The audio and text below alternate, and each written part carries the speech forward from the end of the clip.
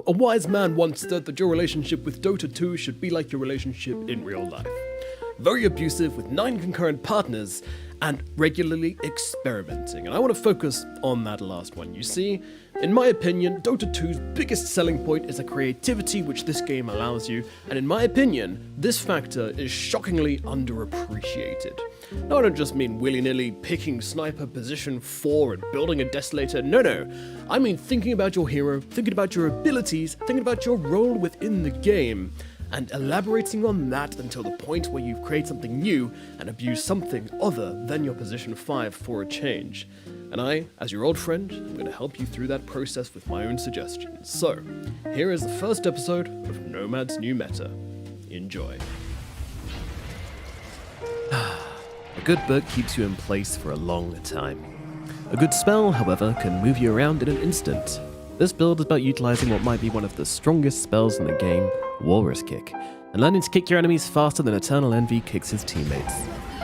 Not only do you have the ability to force feed your Play-Doh-eating teammates kills, but this build provides some solid laning, good damage, and, most importantly, it's really fun. But don't just take my advice. Let's hear what a TI offlaner has to say about this build. Hello, this is Saberlight from Team Undying, and I just wanted to say, are you stupid, Nomad? What the fuck is this shit? Can you please get your shit together? Please no. I don't want to see this anywhere. And thank you, Saberlight, you piece of... Next up, we have the hero build, but first, an intermission.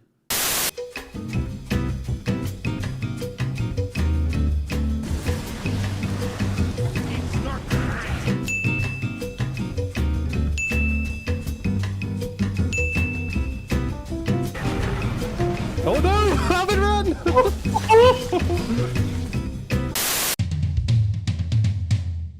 Skills, items, talents. A good hero is adaptable, and a good player knows how to take advantage of that, so I'm not gonna stand here and tell you how to play Tusk step by step. I'm not your dad. Just kidding, kid. Sit down and let Dad Mad talk you through it. Honestly, I've tried this in every role. Sorry, teammates. In mid lane, it sounds good because of the XP advantage and the rune control. However, you're probably gonna lose the lane and end up kind of griefing your team. Wouldn't recommend it. You can go carry, it's actually not as bad as you might think. However, the issue comes when you don't scale really that well. I mean, the 25 talent is nice, but you need some really good scaling cores to back you up. It's generally not a good idea in ranked, which means I recommend this very heavily in the offlane where this hero can flourish. Tusk is great at playing active, he's great at getting kills, and he has some fantastic lane synergies with position 4s which can work really, really well. Hoodwink, Lina, Snapfire, and as OG showed at TI, IO. Any hero that can synergize well with tag team can allow you to pull off some really stupid shit, like this.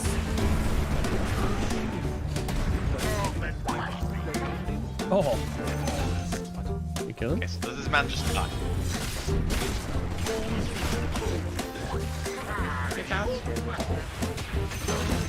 Yes. Golly. Max tag team in lane, then grab a value point in snowball, and then shards. Don't forget, shards can be used aggressively and defensively, or as I like to say, playing shard to get.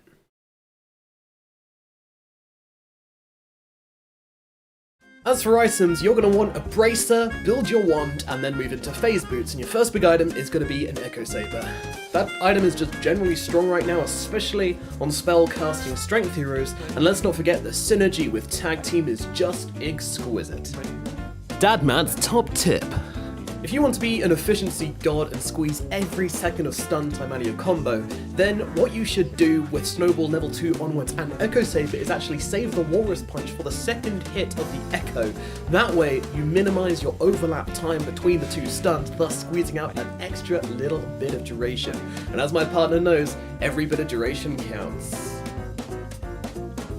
As for your level 10 talents, well, generally you want to go for the tag team damage that synergize best with our build. However, sometimes it can be worth it to go for the stun duration when you're against particularly elusive heroes. Into the mid game, I tend to pack Snowball next, and then the item you want to buy is of course the Blink Dagger.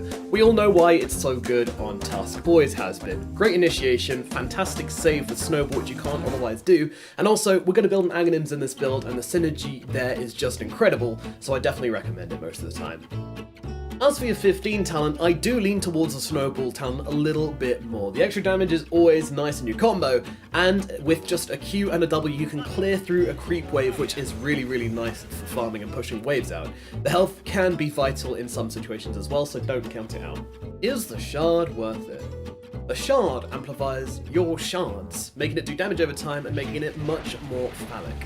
This can be useful for clearing creep waves when you're really far behind, but generally I don't recommend it. Sometimes you can find value in increasing the length to mess with some particularly unmaneuverable heroes, but overall I just prefer to get my next item quicker.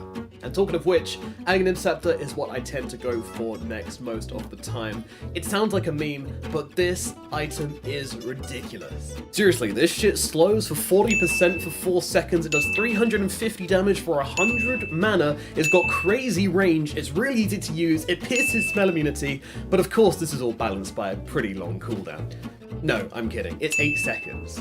Look, I'm a scrub, but I honestly think this Aghs is so undervalued, it's actually ridiculous. It has so many applications.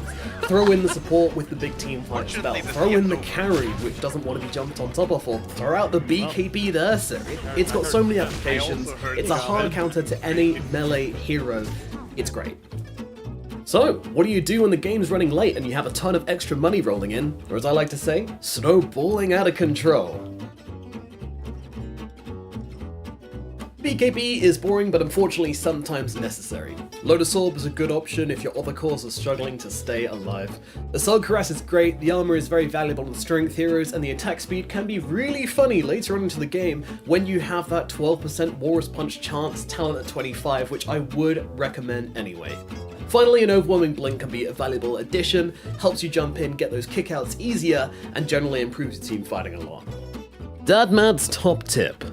If you have the level 25 Walrus Punch proc chance talent, and then you go to manually Walrus Punch somebody but the proc would have happened anyway, it doesn't set the spell on cooldown. This is an important thing to keep an eye on. Sometimes you might want to leave the punch on autocast when you hit 25, because the chances of double punching someone are actually pretty damn good.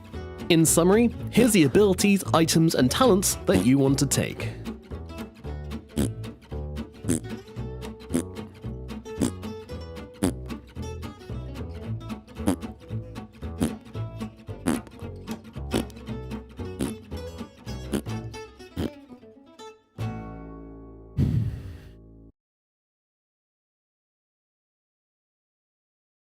I need a real job.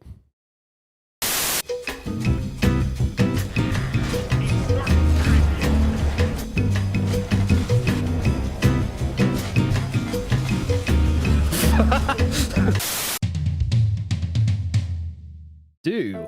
Clear creep waves with Shard, Snowball, and your level 15 talent, then blink away to safety. Don't. Build Silver Edge unless you really need the break. This one's a little complicated, but bear with me.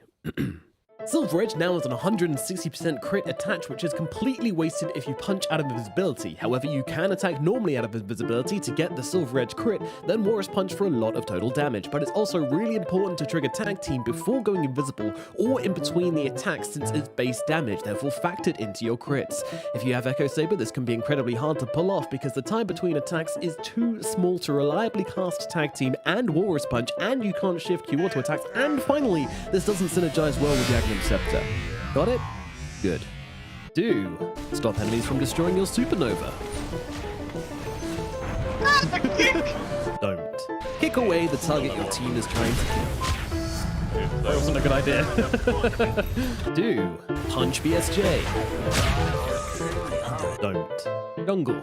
Seriously, Walruses don't live in jungles, you idiot. Do. Made out 2 ultimates with a random illusion room. He's using a lot on me at mid. Like a lot. Holy fuck. This isn't anything to do with Tusk, I just wanted to flex. Don't. Kick a Tidehunter into your team. I really hope I don't have to point that one out to you guys. Next up, I present a piece called Toxic Dota 2 Players in a Nutshell. Goodbye.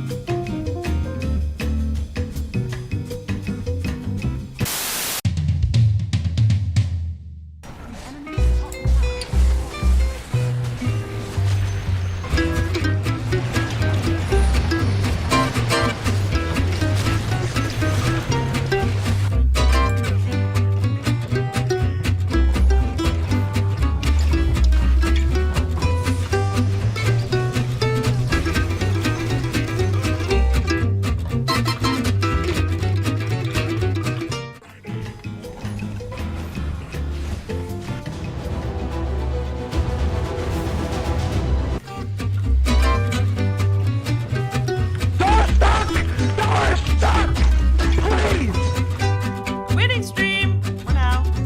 Nomad MVP, Nomad MVP, Nomad MVP, Nomad MVP, Nomad MVP.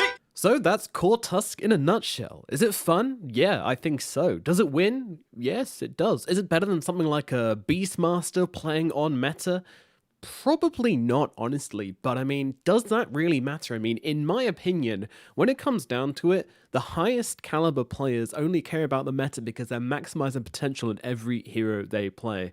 In our brackets, I don't really think that matters so much, and this build is still really, really good. In a lot of situations, it can be better in brawly games, in fighty games, in games we need catch, and games where you're against like Svens or Ursas. It can be really good, so I don't see why you wouldn't want to play something which is just a little bit more fun and can be as good, if not better, than the meta picks.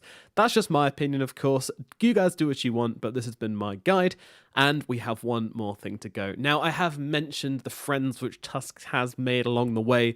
Hoodwink, Lena, Io, these are his friends, but they are not his best friends. No. His best friend forever is someone else entirely. We're best friends forever, side by side, me and you. We go up and down together. That was so sorry. That was the wrong clip. I'll play the actual one now. Sorry. Let me put. It's gonna be an explosion in that. Oh my god. Now we need to team up. Let's kick some idiots. Kicker. My blood! He punched down all my blood! This is a slow ass fucking Tusk.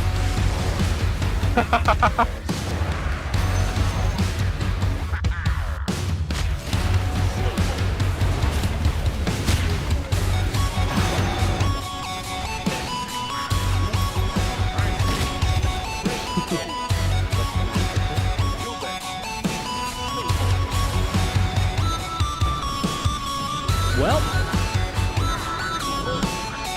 Flying away.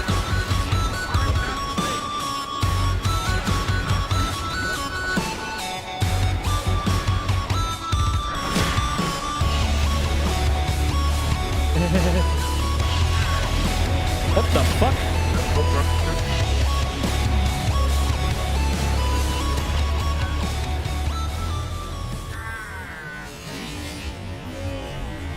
What the fuck?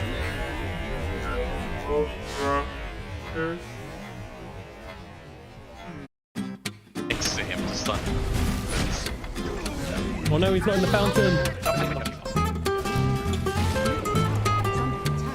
Alright. Okay. Fountain. Nice. Yeah, I'll try. Everyone is like Disruptor. Tied him. That's Nice! great. Someone needs to go back for the creeps. No, just end. No one needs. Oh, there's it. Yeah. Woo. Oh my god. Thank you guys so much for watching, and if you enjoyed the video, then of course please do like and subscribe. Apparently it helps the algorithm or something, that's what people tell me. But either way, really appreciate the support. If you didn't like the video, then please do not say anything about it, because my ego is far too fragile to handle any form of criticism. My therapist says it's a real issue. It's affecting me in my day-to-day life. I was at the supermarket and the checkout girl said I need to bring more bags, and I just kind of broke down to the floor crying. I mean, security needed to go and escort me out the building, the police got involved. I'm banned there now. It's a real problem. It's impeding my day-to-day life on a pretty serious basis.